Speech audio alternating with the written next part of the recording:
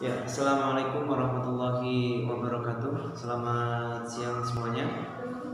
Saya sampaikan terima kasih yang banyak untuk kelompok sebelumnya yang sudah menyampaikan materi, meskipun sedikit di luar konteks materi kita, tapi tetap bermanfaat untuk kita. Kita jadi tahu lebih dalam tentang apa itu penelitian kualitatif.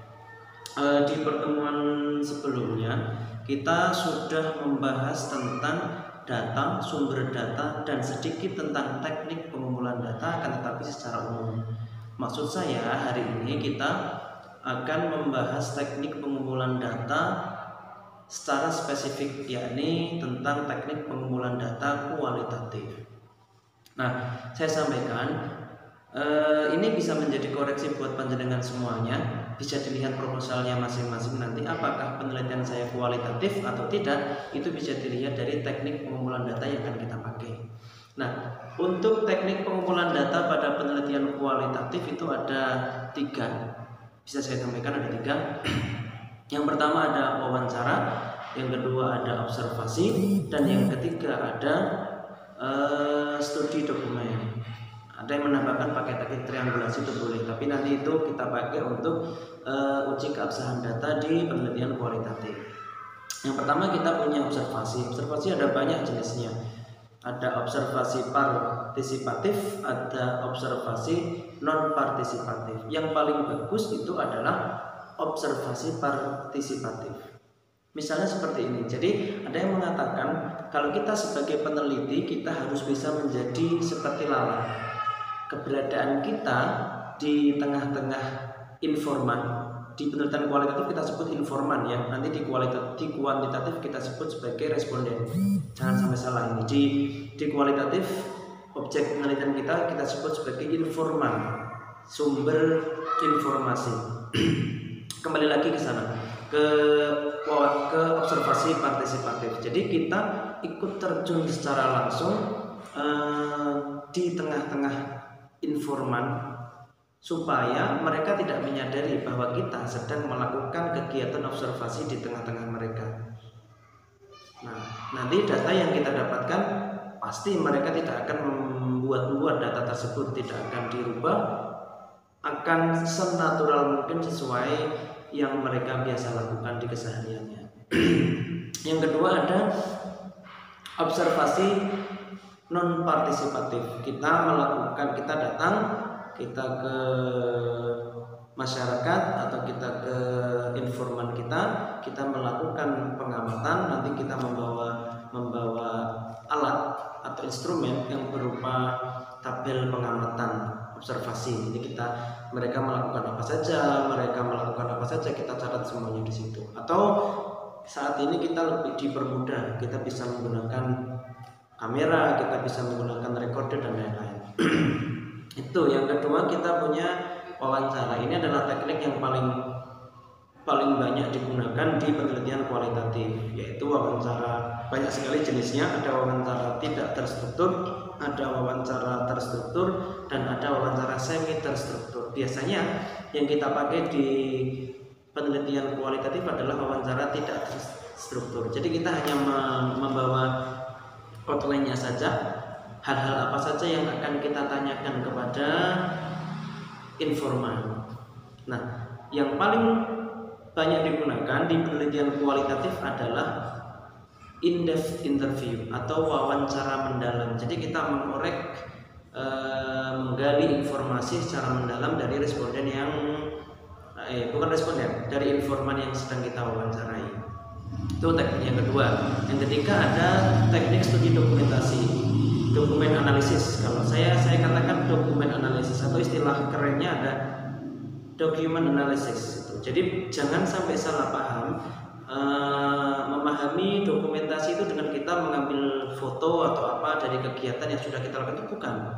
Akan tetapi dokumen analisis adalah kita mencari dokumen. Dokumen itu bisa berupa tulisan, catatan, buku harian, diari, apalagi jurnal, dan lain-lain. Asalkan dia mendukung data yang akan kita ambil dari informan, itu bisa kita jadikan sebagai dokumen pendukung. Misalnya seperti ini. panjenengan pengen meneliti kebiasaan bersih-bersih mahasiswa di pondok X, katakanlah seperti itu. Dokumen apa kira-kira yang bisa kita gunakan sebagai dokumen pendukung penelitian kita? Kita bisa menggunakan jadwal piketnya, apalagi misalnya jurnal kegiatannya, kemudian hasil raker seksi kebersihan, itu bisa kita pakai semuanya. Tuh, jadi ada tiga teknik pengumpulan data. Di kualitatif ada wawancara, ada observasi, dan ada juga dokumen analisis atau analisa dokumen. Tuh, jadi nanti silakan dilihat di proposalnya masing-masing, dilihat di rumusan masalahnya masing-masing. Apabila rumusan masalah panjenengan itu mengambil datanya dengan cara tiga, salah satu di antara tiga tadi, berarti penelitiannya kualitatif. Akan tapi kalau jenengan ngambil datanya pakai tes, pakai angket dan lain-lain, itu berarti kuantitatif, karena datanya nanti berupa nilai, berupa angka. Nah, sekali lagi kita sudah bahas di pertemuan kemarin, data di penelitian kualitatif itu pasti berupa deskriptif. Gitu ya. Nanti silakan dicek di proposalnya masing-masing. Yang kedua, kita hari ini akan membahas tentang teknik pengujian keabsahan data. Jadi nanti ada pertanyaan dari penguji proposal atau penguji skripsi. Kenapa saya harus percaya dengan hasil penelitian panjenengan? Jenengan bisa jawab, karena data yang saya ambil adalah data yang sah. Itu, kalau datanya sah, pasti hasil penelitiannya juga sah. Itu catatannya. Nah, di penelitian kualitatif, untuk menguji keabsahan data atau untuk memastikan keabsahan datanya, kita pakai teknik triangulasi.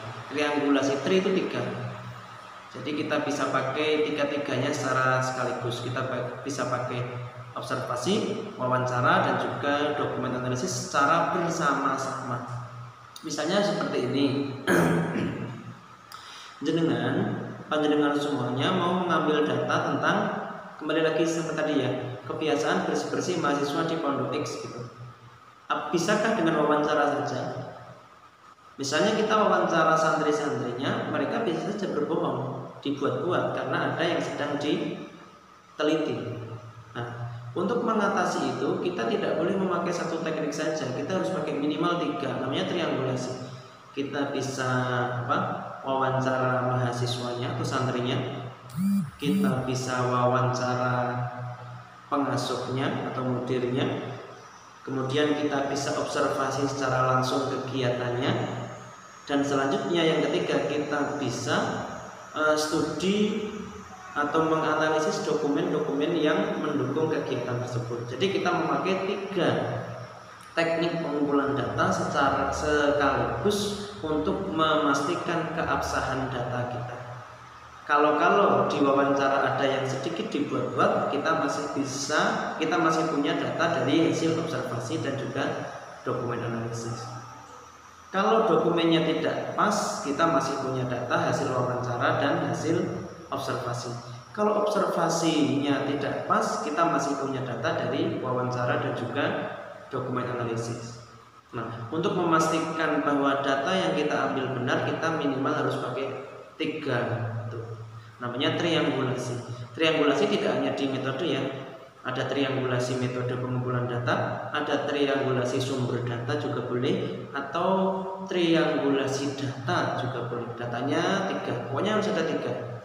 Nah, nanti di kuantitatif kita kenal dengan istilah uji validitas dan reliabilitas. Kalau di kualitatif kita ada namanya triangulasi data. Jangan sampai terbalik. Kalau besok penelitiannya kualitatif, uji keabsahan datanya dengan mengatakan uji validitas dan reliabilitas, jelas langsung tidak lulus panjenengan.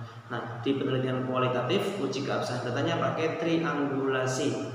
Bisa triangulasi data, triangulasi sumber data, atau triangulasi teknik pengumpulan data.